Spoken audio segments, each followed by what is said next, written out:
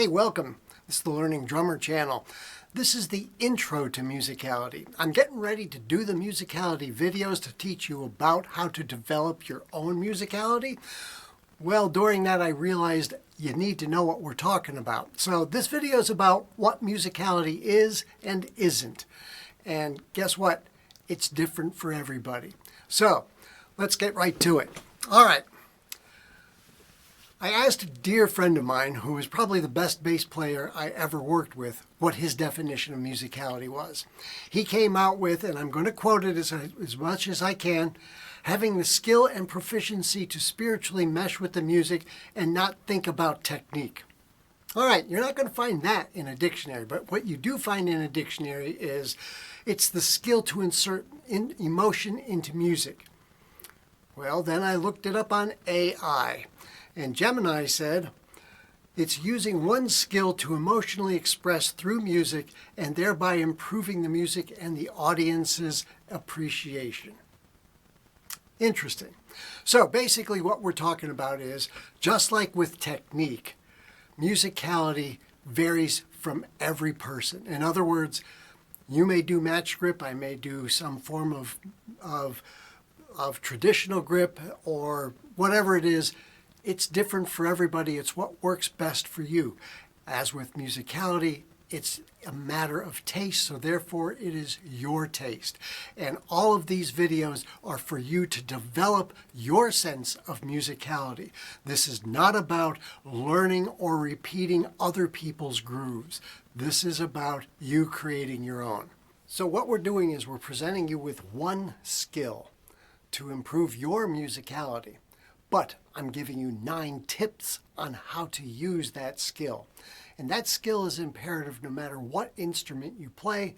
It's called listening. The skill of listening. It transcends just sitting back and, oh yeah, that's nice. Yeah, this is about being a musician, listening.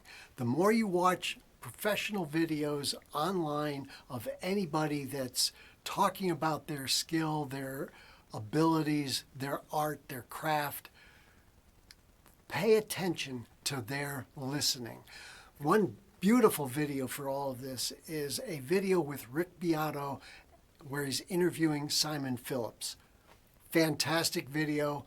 Listen to what they're actually saying, because there is a lot of tips in listening. All right, so the first thing you got to think about with this skill is listening to your band members, listening to the music that you're playing, because it's all about playing music, but also listening to professionals on recordings, on YouTube, wherever it is. I don't care. MP3s stink, but hey, that's what's out there. Anyway, all right, so first tip about listening is what you're listening to something that you can analyze effectively?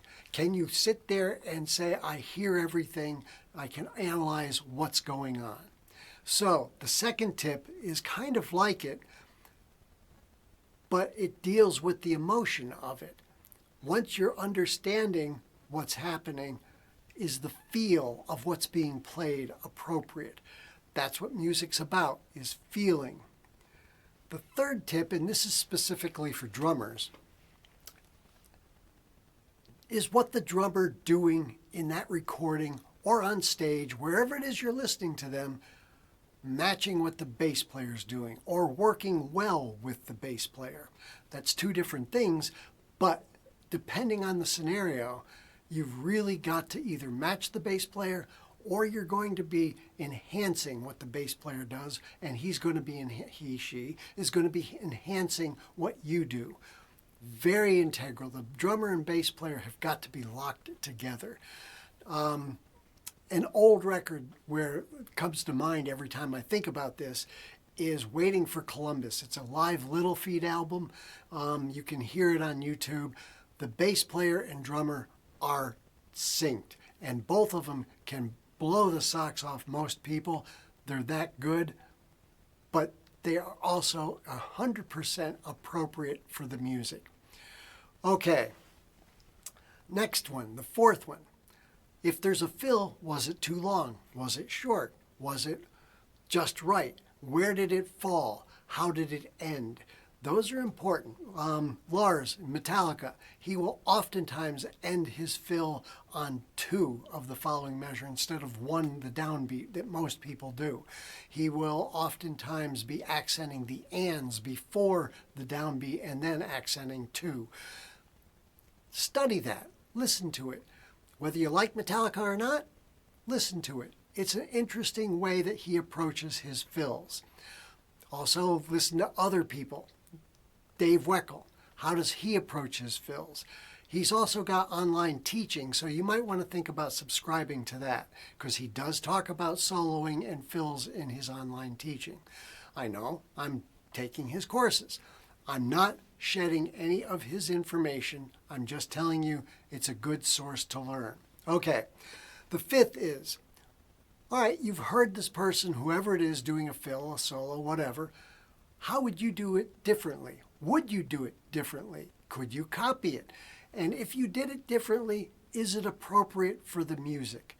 That's integral. That's the ball around what we're talking about right now through these next few videos. How would you do a fill? How would you do the groove? How would you do all of the dynamics so that they were correct? And that's the 6th tip is, were the dynamics of what you listened to correct? Did they overemphasize something? Did they underemphasize something? Did they, and did it work? Sometimes that's the key, is having an accent that's just right in a certain place. All right, so the 7th thing is very much like the 6th. If the dynamics are there, were they what you expected? That's really something interesting to think about. Were the dynamics expected? Phil Collins is in the air tonight.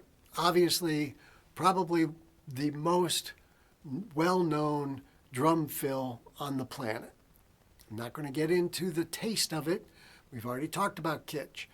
But the dynamics of that fill are very, very present. They may not be loud enough, but they have been engineered to be amazing so that the sounds are just the correct length. That's something else that we'll talk about here in the 9th tip. Okay, 8th tip, the fill or solo.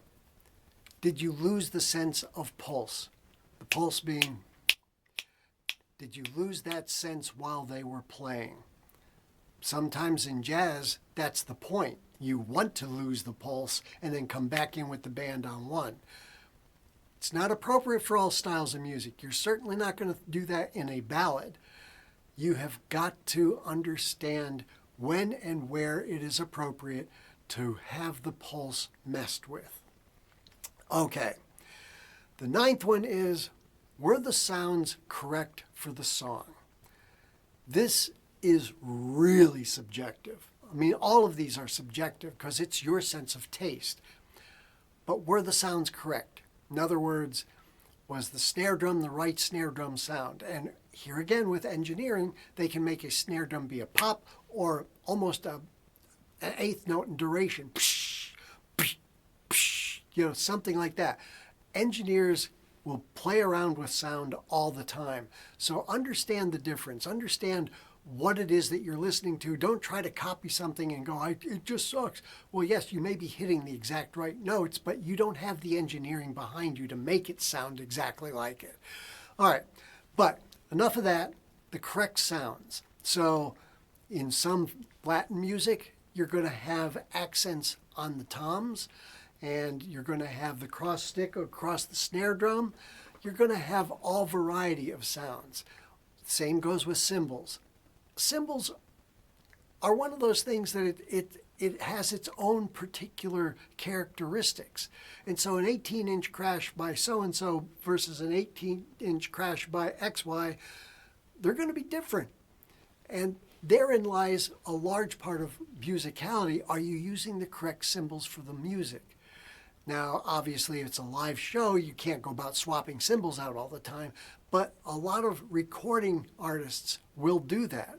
They will have different cymbals for different songs. They will also have different snare drums for different songs, a metal snare versus a wood snare. Also, the toms. You can have a tom and hit it with like a rim shot and it sounds more like a timbale. These are the things you need to think about. Are the sounds correct for what you're trying to do? That coupled with accents, that coupled with making sure that you hit the right note at the right time, that's all part of musicality.